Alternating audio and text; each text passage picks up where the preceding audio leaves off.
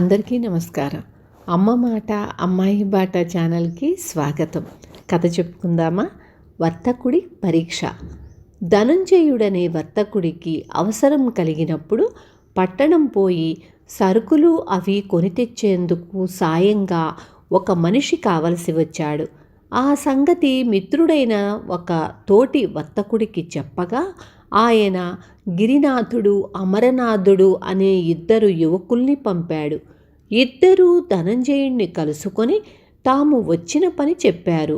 ధనంజయుడు వాళ్లను నడవాలో కూర్చోమని చెప్పి లోపలికి వెళ్ళి గంట తరువాత హడావిడిగా తిరిగి వచ్చి, మీరేం అనుకోకండి, చాలా అవసరమైన పని మీద నేను వీరేంద్రపురం వెళుతున్నాను. తిరిగి వచ్చేసరికి రాత్రి బాగా పొద్దుపోవచ్చు. కనుక మీ ఇద్దరూ రేపు ఉదయం రండి. మీలో ఒకరిని తప్పక పనిలోకి తీసుకుంటాను అన్నాడు.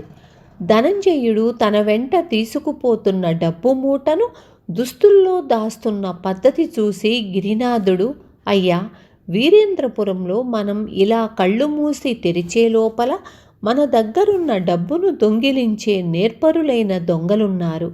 ఇది ఇంతవరకు నాకు 4 సార్లు అనుభవం అయ్యింది. మీరు చాలా జాగ్రత్తగా ఉండాలి అన్నాడు. అలాగా, అక్కడి సత్రాల్లో భోజన సౌకర్యాల మాటేమిటి అని అడిగాడు ధనంజయుడు.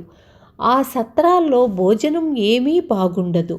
ఆ భోజనం పడక నేను వెళ్ళిన ప్రతిసారి అనారోగ్యానికి గురయ్యాను అన్నాడు గిరినాథుడు.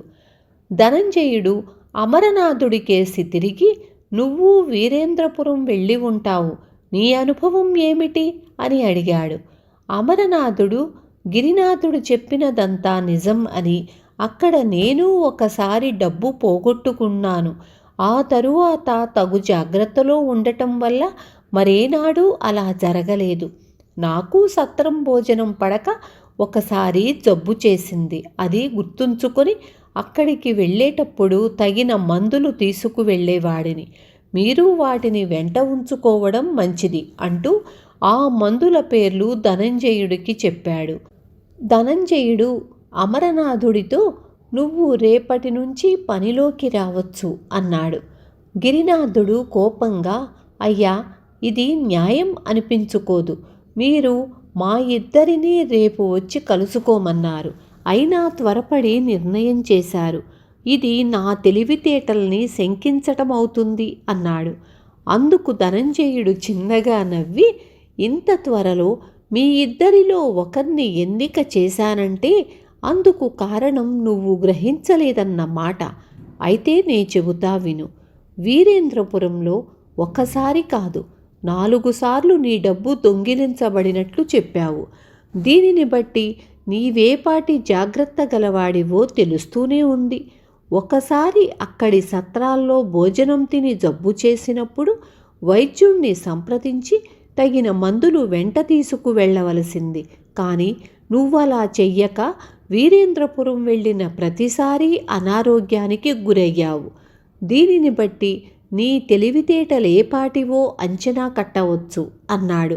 ఇది విన్నాక గిరినాథుడికి తనకన్నా అమరనాథుడు తెలివి కలవాడని, ముందు చూపు ఉన్నవాడని అర్థమయ్యింది.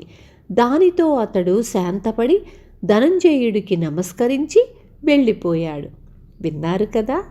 రేపు మళ్ళీ ఇంకొక మంచి కథతో మీ ముందుకొస్తాను.